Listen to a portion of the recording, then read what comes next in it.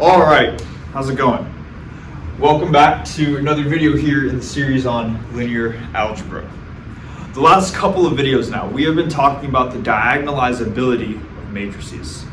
And in the most recent video, we kind of established this very quantifiable criteria to determine whether or not a matrix is considered diagonalizable.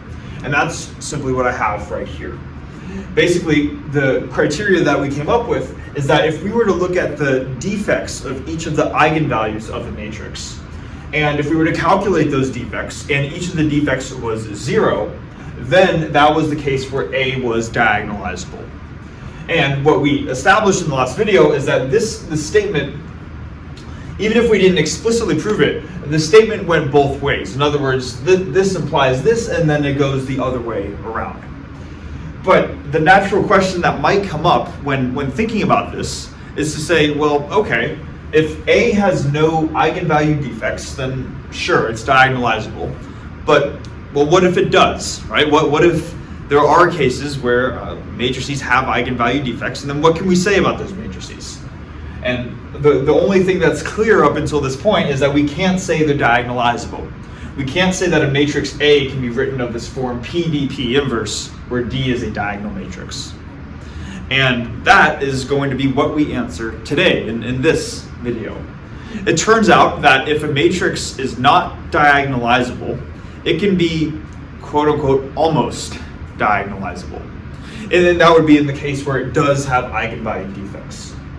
It turns out that there is a certain type of form that we can put a matrix in, and hence you might be able to tell by the title of the video what that form is. And it's called Jordan normal form.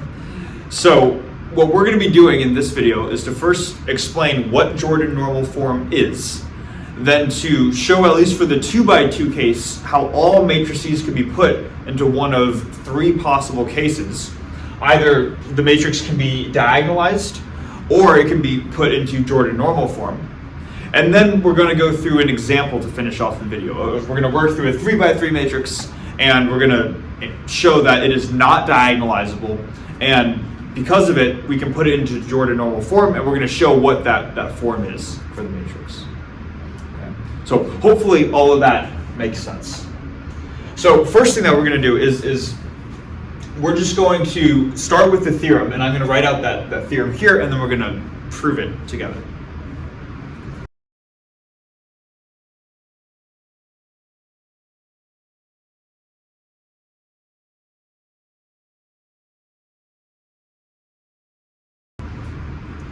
All right, so this is the first theorem that we're going to take a look at here, and it looks at just the 2x2 case of matrices, showing that any 2x2 matrix is either going to be diagonalizable or almost diagonalizable. So let's go through it together.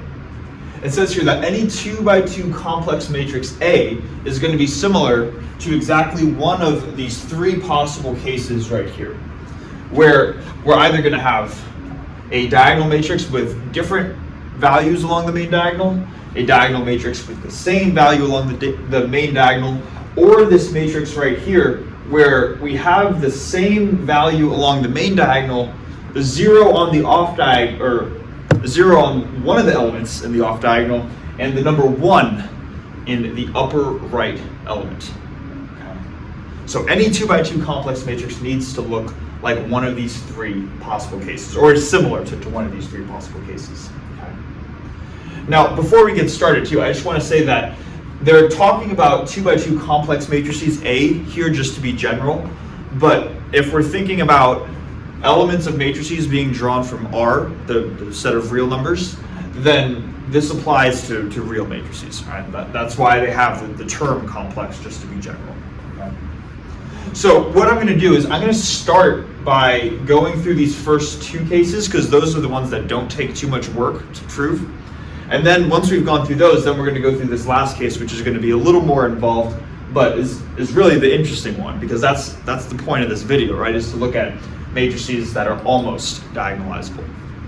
So let's start with this one, and that's going to be case 1. So case number 1. And we want to say, when is a matrix going to be similar to this type of diagonal matrix? And hopefully we're already familiar with what the answer should be to this. because this is simply a diagonal matrix, and then we ask ourselves what matrices are similar to diagonal matrices. Well, those are just diagonalizable matrices, right? That was kind of the definition of a diagonalizable matrix. So in case one, and this would be the answer, we would say that a matrix is going to be similar to this if A is diagonalizable, so diagonalizable, and more importantly, A is diagonalizable but is going to have two unique or two distinct eigenvalues. So I'm going to say with two distinct eigenvalues. Because then what you can do is you could simply write that A is equal to P d P inverse, like this, where the columns of P are eigenvectors corresponding to these two eigenvalues, and then D is simply the diagonal matrix that we want it to be similar to, right? It's going to be the matrix lambda 1, 0, 0, lambda 2. Right? So diagonal matrix with the two eigenvalues along the main diagonal. All right, so this would be the first case. Matrices that are diagonalizable with two distinct eigenvalues are going to be similar to this. Then the other case, or the second case I should say, is going to be this type of matrix right here. It's a scaled version of the identity matrix, or lambda times the identity matrix. So then we ask ourselves, okay, what matrices are going to be similar to these guys right here? And first of all, this matrix right here is similar to this matrix in the sense that both matrices are diagonal matrices, right? You have elements along the main diagonal and zeros everywhere else. So the fact that a matrix could be similar to this, meaning similar to a diagonal matrix, tells us that matrices that are similar to this are also going to be diagonalizable. So that's going to be the same in case 2 that we can take from case 1. So and maybe let me just write case 1 is this matrix, lambda 1, 0, 0, lambda 2. And then case 2 is going to be this matrix, lambda 0, 0, lambda. Matrices similar to this, we can say that A is diagonalizable. But there's got to be something different about these diagonalizable matrices from these diagonalizable matrices, right? Because the theorem here tells us that any matrix is similar to exactly one of the 3 possible cases.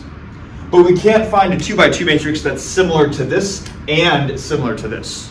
So there's got to be something distinct about a 2x2 matrix that's going to make it similar to this one instead of this one. And what we can say here, and you might be able to guess by just looking at how we're labeling the main diagonal elements, is that unlike with case 1 where we have 2 distinct eigenvalues, with this case we only have a single distinct eigenvalue.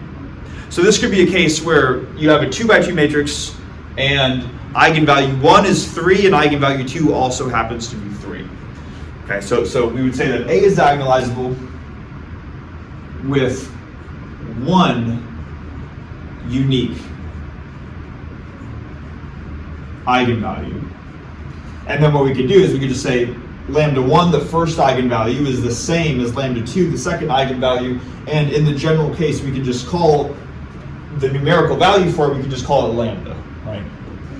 So that would be the second. That would be part of the second case, I should say. Right. Now we might be asking ourselves, well, why is this only part of the second case? It might seem like, all right, if you got 2 distinct eigenvalues, you fall into here. You have 1 distinct eigenvalue, you fall within here, or fall into here. Okay. And we need to just go a little bit further with this. And the reason why it has to do with multiplicities, because after all, we said that the Jordan normal form and really diagonalizable matrices, they could be thought of in terms of eigenvalue defects, where we said a matrix was diagonalizable if it did not have any defects, right?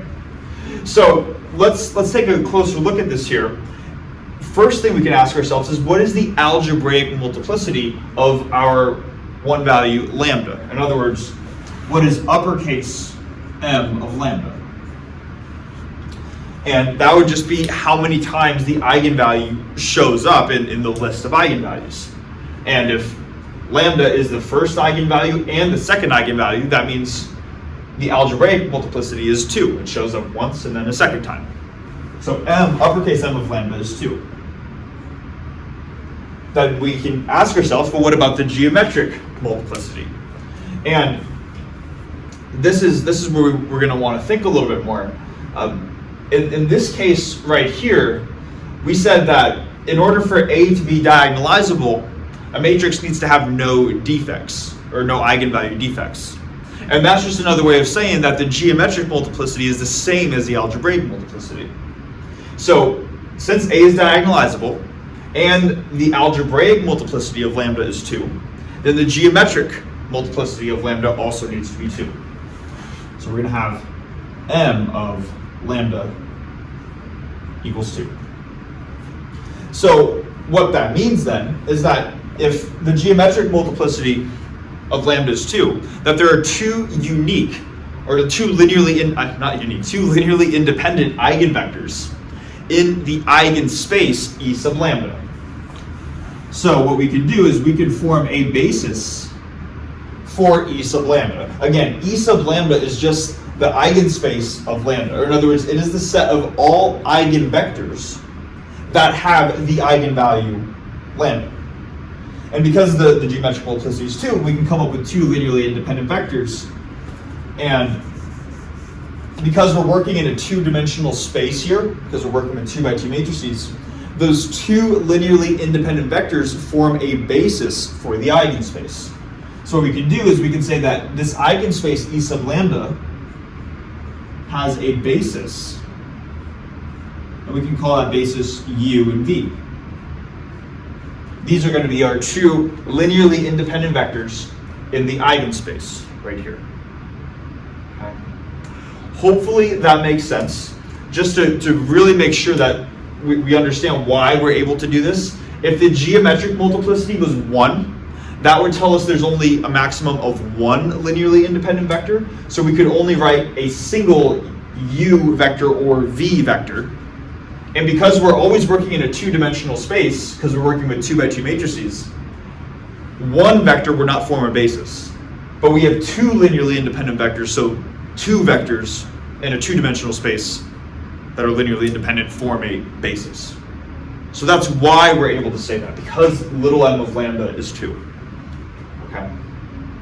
So then just to finish this off here, what we can do is then we can say, well, let's just write A in this form right here, where we have that A is equal to P dP inverse.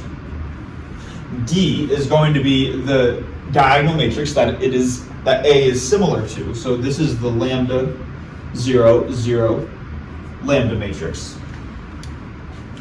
And P is going to contain these two vectors as its columns. So if U has components U1 and U2, V has components V1 and V2, then we can say that P is U1, U2, V1, V2, like this.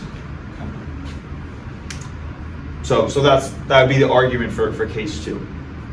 Now you might be wondering, why are we going through all of this stuff for case 2 and not case 1? The reason is because we've already shown with case 1 that if a matrix has distinct eigenvalues, then the corresponding eigenvectors are linearly independent.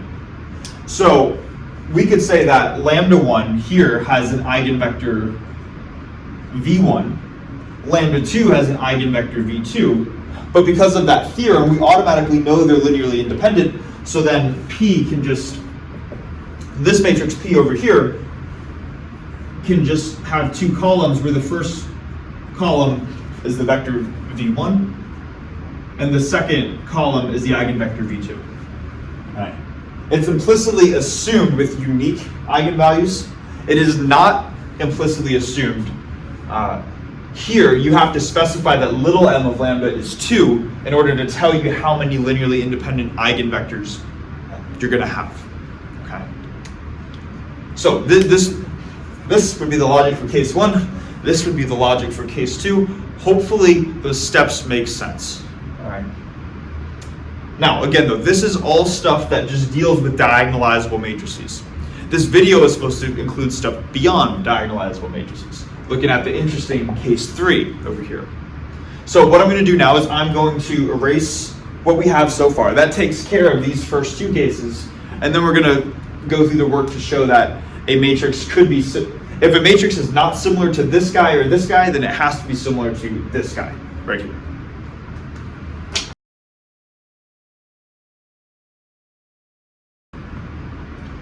Okay, so now we're going to take a look at this third case right here, where if a 2 by 2 complex matrix is not similar to this and not similar to this, then it has to be similar to this final case right here. So we're going to first just describe the conditions for what types of matrices are similar to this one right here. First thing to note is that if we look at the main diagonal elements of this matrix, notice that the main diagonal elements aren't unique. Meaning we don't have a lambda 1 and then a lambda 2 right here, but rather we just have lambda and then lambda. So it turns out then that these types of matrices, or the types of complex matrices similar to this, are going to have one distinct eigenvalue. So their first eigenvalue, we could call lambda 1, is going to be the second, or the same as their second eigenvalue. And we can just generally call that lambda, like this. Now, that is so far the same as the second case right here, but we got to see what's different. The fact that lambda shows up 2 different times, meaning it's the first and the second eigenvalue, tells us that the algebraic multiplicity of lambda here is 2. So we can say that uppercase M of lambda is 2. But unlike the scaled version of the identity matrix, where both the algebraic and the geometric multiplicities were the same, now we're going to have that little m of lambda is 1. Okay. And hopefully this makes sense right here, because we said that if there were no eigenvalue defects, then a matrix was similar to a diagonal matrix, or it was diagonalizable, right? But now what we see is that we do have an eigenvalue defect. In other words, delta sub lambda, you can write this. You could say that delta sub lambda is 1, 2 minus 1. Now that we do have an eigenvalue defect, our 2 by 2 matrix A is similar to not a diagonal matrix, but an almost diagonal matrix.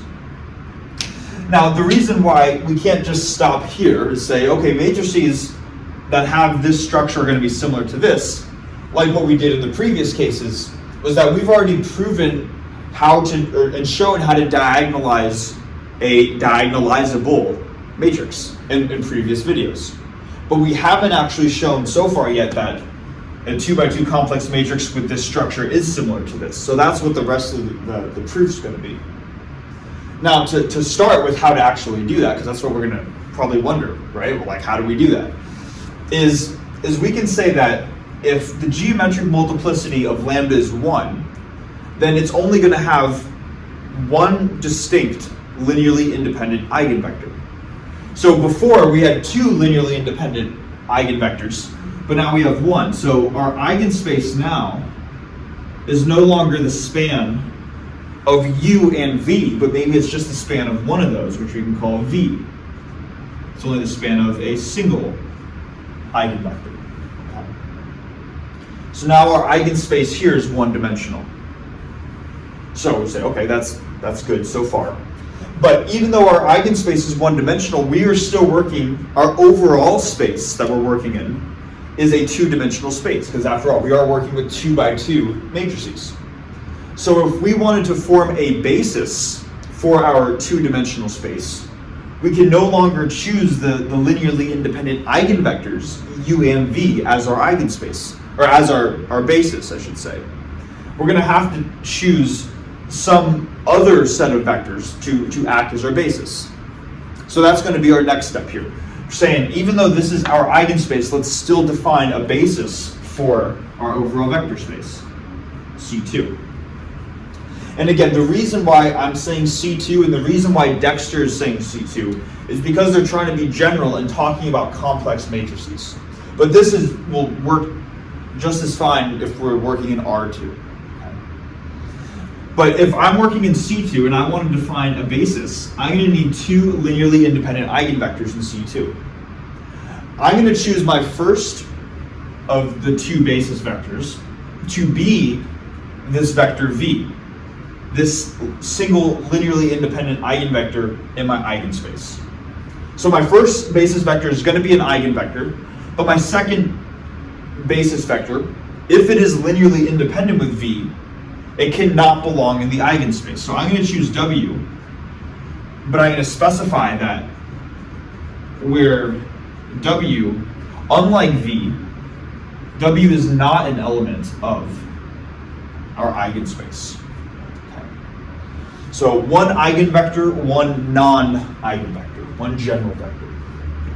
All right. So this is going to act as my basis.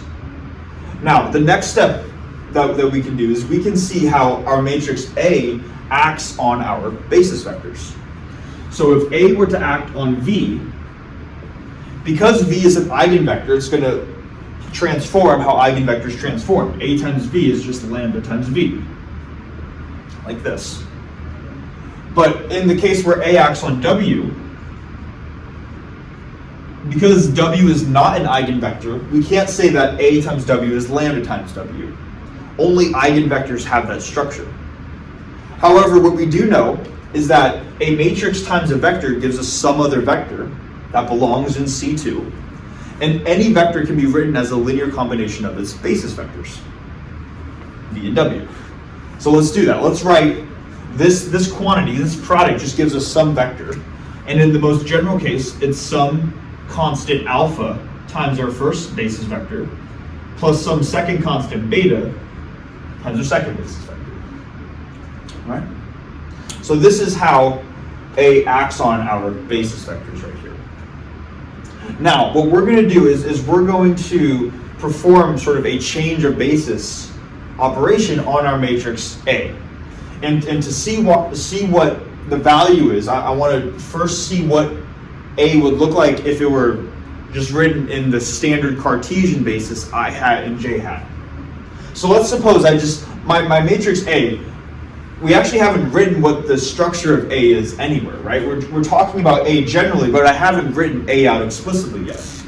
Maybe to be explicit, I'll say that A is, if it's A, B, C, D, and maybe this is A in the standard Cartesian basis, what that tells us is that A times our first Cartesian basis vector I hat gives us AC.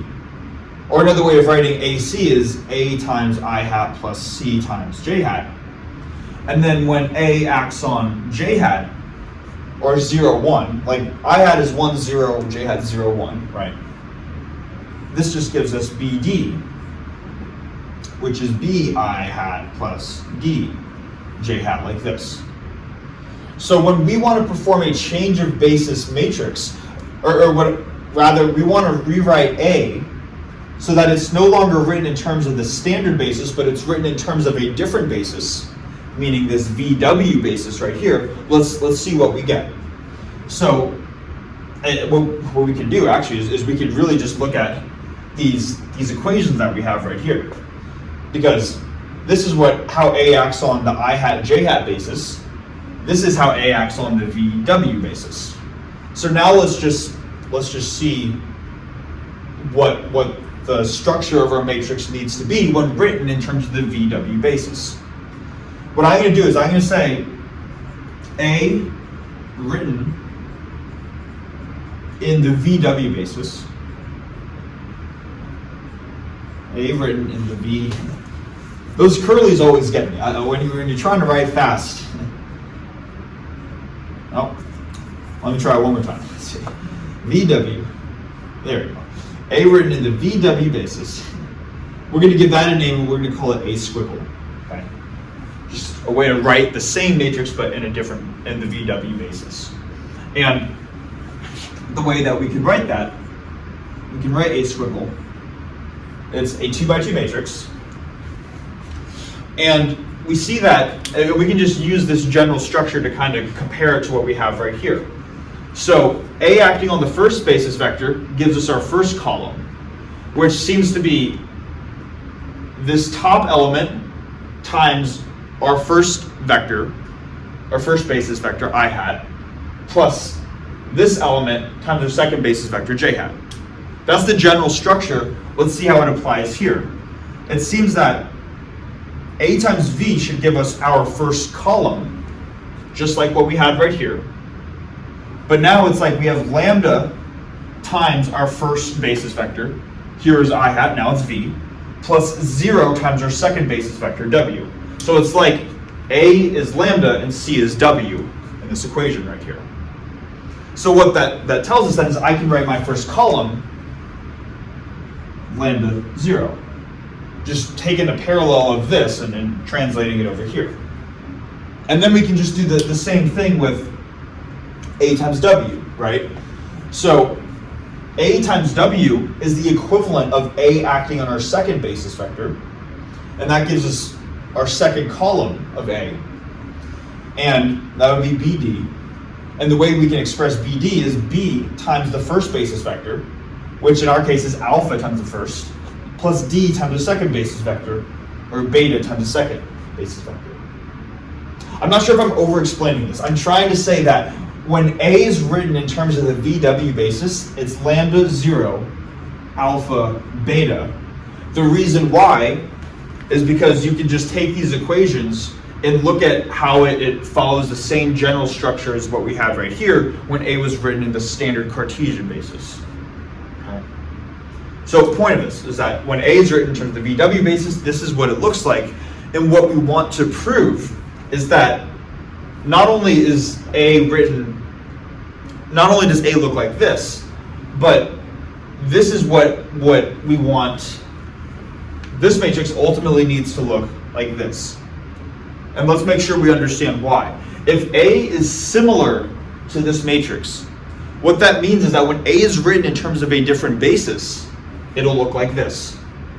That's what we've just done right here. We said that maybe A starts looking like this, but when written in terms of a different basis, the VW basis, now it looks like this. So what we need to show is that these general constants, alpha and beta, need to be 1 and lambda. Okay. So that's what we're going to do next. I'm going to erase the board. Maybe I'll write that A squiggle has this structure right here. And then we'll just finish the proof off from there.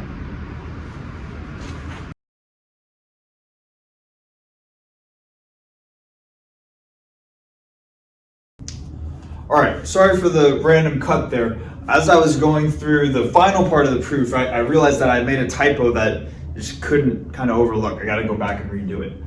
So we're on this final part right here, and if I remember correctly, we are trying to show that if a matrix wasn't similar to either the diagonal matrices, then it had to be similar to this 2 by 2 matrix right here. And what we've established is that when we write our matrix A in the VW basis, where V is an eigenvector, W is just some non-eigenvector, then it looks like this right here. And what we want to show ideally is that beta is equal to lambda and alpha is equal to 1 respectively. So that's what we're going to spend the rest of the proof doing. First one that we're going to do is we're going to look at showing that beta needs to equal lambda. Okay. And the way that we can do that is by thinking about the overall characteristic equation of our original matrix A. Okay. And what I'm going to do is this was part of the confusion in the previous edit that can make things confusing. What I want to do is I want to slightly change the notation that we have on the board so far. Right now, if you remember, lambda serves the purpose of acting as the symbol to represent the unique eigenvalue. Right, so we know that A has 2 eigenvalues, where the first one was equal to the second one, which we just called lambda. But now what I want to do is I want to call this unique eigenvalue literally anything other than lambda. All right, so maybe I'll call it mu, just a different Greek letter, but what it represents is just the same symbol to represent each of the 2 eigenvalues that has the same value. Okay, so when we do that, rather than writing lambda, I'm just going to write mu now. So the unique eigenvalue, the unique eigenvalue, the unique eigenvalue. And we're going to see why in a second here. And it'll help out in establishing what the beta coefficient needs to be. So what we can do is we know that if mu is the value of the eigenvalue of A, its numerical value, and it shows up 2 different times, that's what both of its eigenvalues are, then we know that if we were to compute the characteristic polynomial of A, in other words, we were to compute P sub A of lambda, we know that if mu is both of the eigenvalues, that it has to equal lambda minus mu squared, right? That's the characteristic polynomial of A. Now, what we also know, and this is what we've proven a little while back, is that matrices that are similar to each other have the same characteristic polynomial. They also have the same determinant and same trace, but the third of those properties is that they have the same characteristic polynomial. So if P sub A of lambda is this, then we also know that P sub A squiggle of lambda should also equal this, lambda minus mu squared. Okay. So what we want to do now is we just want to say, well, let's compute the characteristic polynomial of A squiggle and see what we get. Doing that involves taking the determinant of this matrix right here, and well, it's really going to be, let's see, it's or not just the determinant of the matrix, we need to compute the determinant of A squiggle minus lambda I, right? That's what the characteristic polynomial is. And what that is equal to is we're going to take the determinant, take these values and subtract lambda off of the main diagonal. So we're going to have mu minus lambda. And this is why I wanted to avoid keeping this as just lambda, right? In this equation, lambda just represents the general eigenvalue before you solve it. Mu represents the literal number, like mu could be 2 or 3 or something like that. So we're going to have mu minus lambda, and then 0, and then alpha, and then beta minus lambda. This, right? And when we compute this 2 by 2 determinant, it's going to be the main diagonal minus the off diagonal. But if we look at the off diagonal, we're going to have 0 times alpha, or just 0. So the determinant is really just a product of the main diagonal, which is mu minus lambda times beta minus lambda. What I can do is I can multiply this by -1 and this by -1. That's the same thing as multiplying the overall thing by 1. And I'll get lambda minus mu, lambda minus beta. And then we just ask ourselves, what does beta need to be in order to get lambda minus mu quantity squared? And I was like, well, that implies that beta needs to equal mu, right? So that tells us something about beta. And we want to get it in this form right here, and we've done the first part of that. We said that beta is mu. So we now have mu 0 alpha mu instead of mu 0 1 mu. Okay? So that would take care of the first part of this. Now, for the second part of this, we want to show that alpha needs to equal 1. And in order to do that, we're going to define a new vector that we haven't defined yet in this overall picture. So far, we have our eigenvector of A, which is V, and we have some other general vector, which is W. What we can do is we can define a new vector, and we're going to call it U. And specifically, U is going to be A squiggle minus mu I times W. This is a very convenient value. It's the scaled version here of W. Okay. Now, what we can do is we can actually be a little bit more specific here. Is we can write out the 2 by 2 structure of what this is just a matrix, right? A squiggle minus mu I times W. We can write out what the 2 by 2 elements need to be. So if we know that A squiggle is mu, 0, alpha, and mu, and then if we subtract off mu from the main diagonal, we're going to have mu minus mu and then mu minus mu. So the main diagonal elements go to 0. So what we're left with is 0, alpha, 0, 0 times W, like this. And this is how we're going to define our vector U. Now, the next step is we can take this equation u is something times w, and apply this matrix to both sides of the equation. Maybe I'll do that up here. On the left-hand side, if I apply this matrix to the left-hand side, I'm going to get a squiggle minus mu I times u equals, I already have one factor of this matrix, so I have a squiggle minus mu I already. And if I apply it again, I'm going to have two factors of it, so I'm going to square it times w. What we can do now is we can say, well, what is this outcome right here? Even though w is some general vector in C2, we actually know what this overall quantity needs to equal. And here's how we're going to show it. We already said that a squiggle minus mu I was this matrix right here. So let's just apply this matrix two different times. We're going to have 0 alpha 0 0 applied once, and then 0 alpha 0 0 applied twice, acting on w.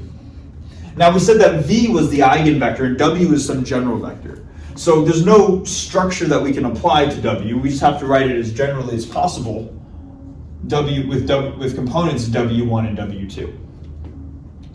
So this is just what we're trying to simplify right here. When we do that, let's see what we get. We're still going to have our first, after applying this first matrix to w, we still have the second one that needs to get applied. So we have 0 alpha 0 0. And then let's see what this matrix times this vector is. We're going to have 0 times w1 plus alpha times w2, which just gives us alpha times w2 for the top component. And then for the bottom component, we have 0 times something plus 0 times something, giving us 0 for the bottom component. Then when we take this matrix times this vector right here, we're going to have 0 times something plus alpha times 0. Everything's multiplied by 0, so 0 for the top component. And then everything's multiplying 0 for the bottom component, so it turns out that this overall product is actually 0, the 0 vector. Like, okay, so it seems like we're getting somewhere. Not only is this equation true, but we can also say that this is equal to the 0 vector. This. Now here's where, I think the whole proof is interesting, but here's where we can start to really make some steps here. If you remember this equation, if I take out the middle part, I'm going to have a squiggle minus mu I times u gives me the 0 vector. This might look familiar, and I'll write what it should look familiar to up here. When we just started talking about eigenvalues and eigenvectors, we had this equation right here, right? And what this equation told us was that v was an eigenvector of A with corresponding eigenvalue lambda. So we can make the same type of connection here, that u is an eigenvector of A squiggle with eigenvalue mu. And I just realized the eigenvector u has eigenvalue mu. It's probably not the best term for it, but we're going to work with it. We're not going to change it again, right? So it seems like we can make that connection, but we just got to be sure that we're able to do that, because if you remember from this equation up here, one of the properties of v, or just eigenvectors in general, is that they are non-zero vectors.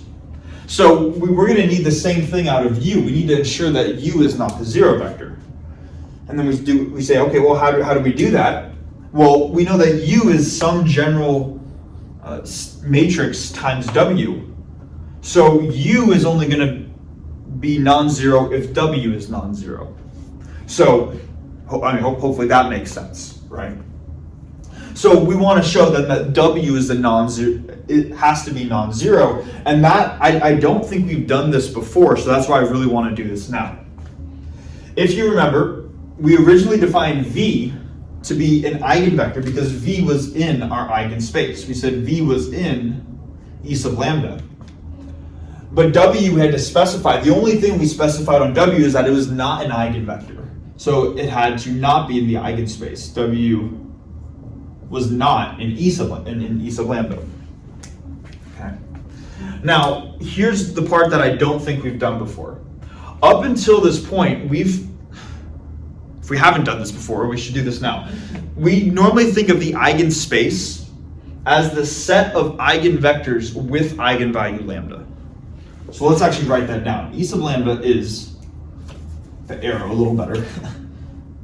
This should be the set of eigenvectors with eigenvalue lambda. Like this. But what we haven't said explicitly, but we've kind of implicitly implied, is that these eigenspaces have bases. And you define a basis on a vector space. And vector spaces have the zero vector contained within them. That all might make sense. But we've also said that eigenvectors, intrinsically, they have to be non-zero. They're defined to be non-zero. So if we only think of the eigenspace as the set of eigenvectors with eigenvalue lambda, it seems like we just have a set of non-zero vectors here.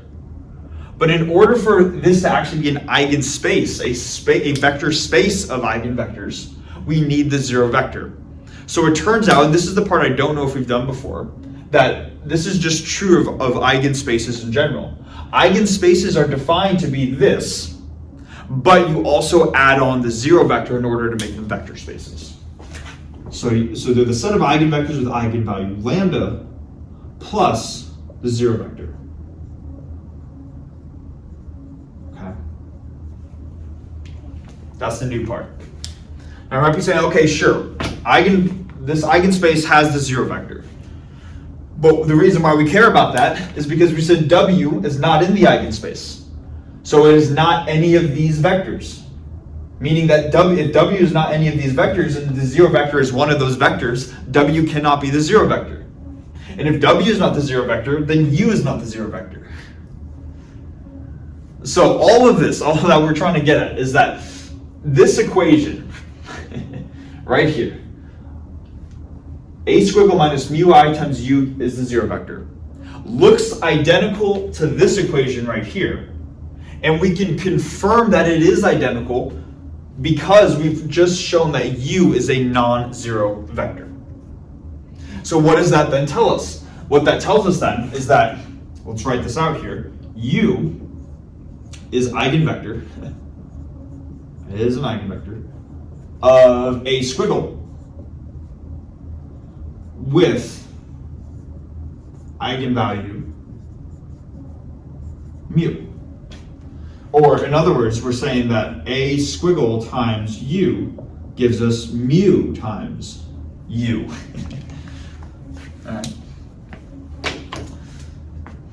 Okay, so hopefully a lot of steps involved there, right? But hopefully that makes sense. Now, what we can do is, I'm trying to keep track of all the equations right here. I want to go back to this equation right now. We have u equals some scaled version of w. What I want to do is to rewrite this equation. We'll see how this connects to this in a second here. I want to rewrite this equation so I just distribute w into both terms. So on the left hand side I still have u.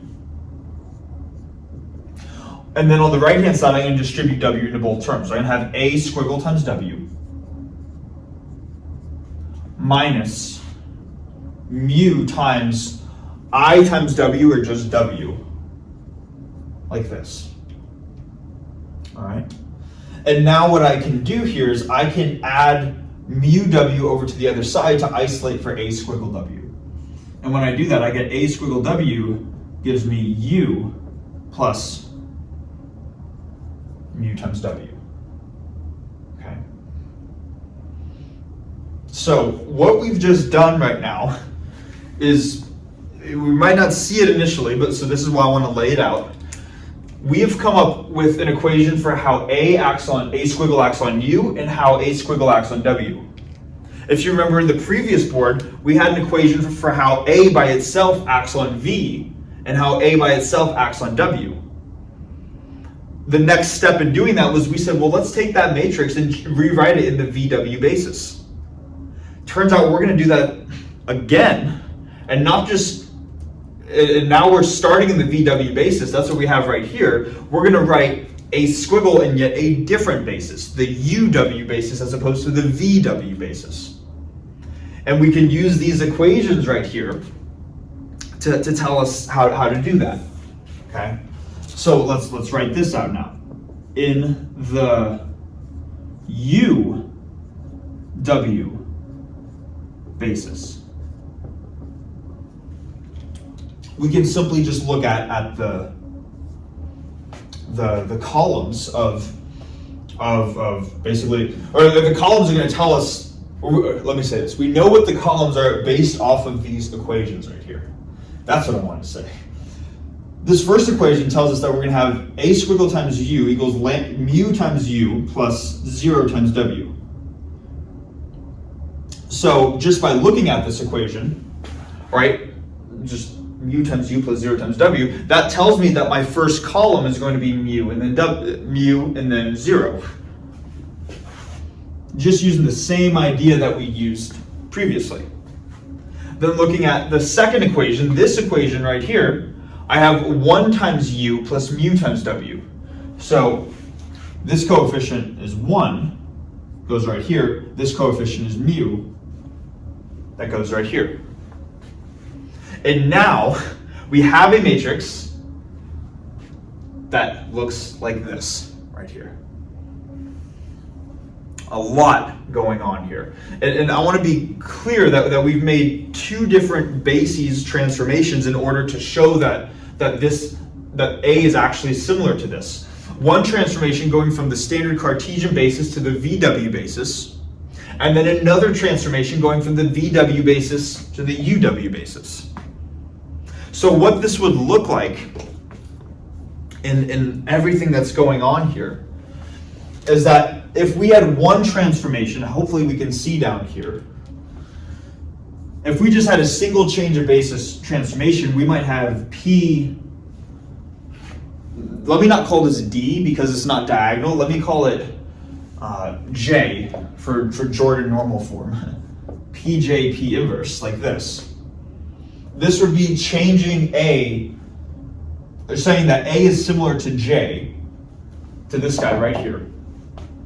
And P acts as the change of basis matrix. That's for a single transformation, change of basis. But we have two change of bases. So what we would need is two change of basis matrices. Again, P would take us from the I hat, J hat to the VW basis. And then let's call a different one maybe Q. And Q takes us from the VW to the UW basis. And I would just take this matrix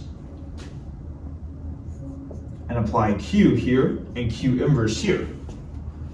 What I can then do is say that P inverse Q inverse is just the quantity QP quantity inverse. Like that. So I have A equals some matrix, it's a product of matrices, but it's some matrix times J times this guy times that same matrix inversed. Hence, this matrix is similar to our original matrix A. You can see why there are a lot of intricate details in this and why, admittedly, like I messed this up the first time going through it, and I didn't realize until the very end, and I was like, man, I got to redo the whole thing, right? But we got it right this time, and hopefully that makes sense. Now, I don't know if it's just because I've been recording for a while or if this has actually been going on for a long time. I assume this has been going on for a long time. I still want to go through an example really quickly. So that's what we're going to do. We're going to write out a 3x3 example, but we're going to skip a lot of steps that we should already be familiar with and just show the new part in showing really how to write it in a Jordan normal form to finish out the video.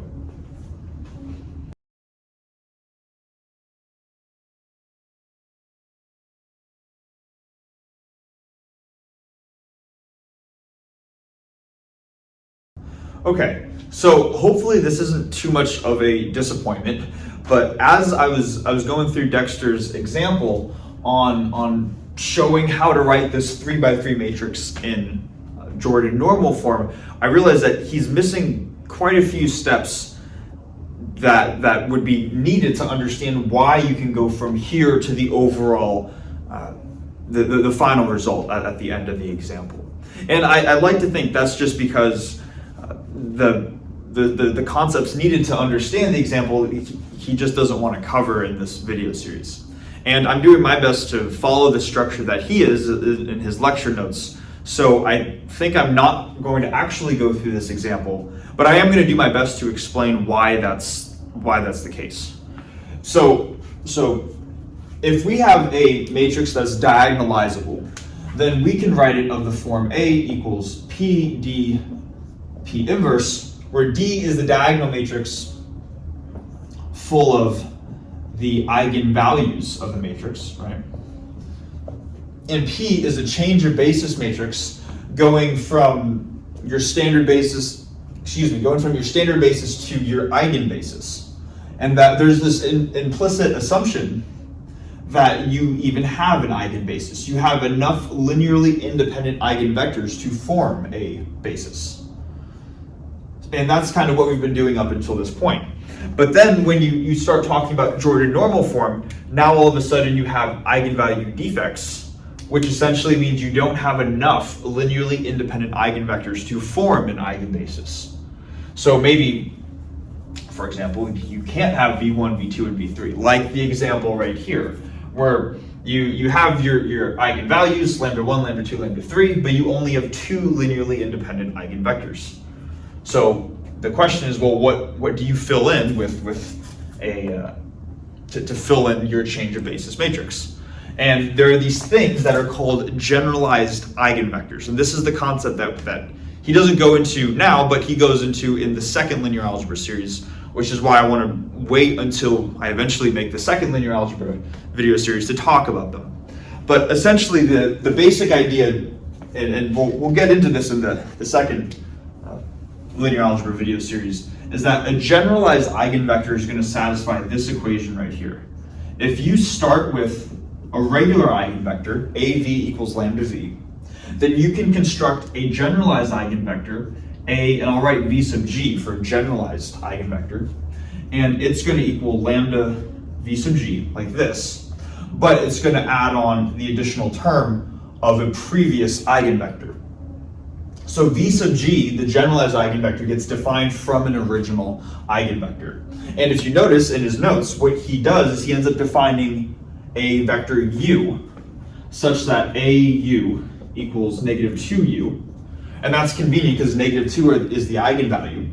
So u acts as this starting eigenvector right here, and then he uses that to show that you can perform this quantity, AW equals negative 2w plus u. And that's the exact same structure you have right here. Replace the generalized eigenvector with w, and then lambda is the eigenvalue times your generalized eigenvector plus your original eigenvector. So therefore he can use w to act as the third and final vector in his overall basis. One of the eigenvectors he calls just this one, v2. One of them he calls the vector u, which I think he defined as, I don't remember. And then the third one he defines as this vector w, which is a generalized eigenvector, and he uses that to perform to act as the change of basis matrix to get A into its Jordan normal form. Okay, so it's I think what I'm going to do, I'm going to leave it at that because we haven't dived into the whole idea of generalized eigenvectors and Jordan blocks, which is going to be something that we talk about. And I do think it's better. I was looking over the problems in the problem set again, and I didn't see a need to where we actually need to compute these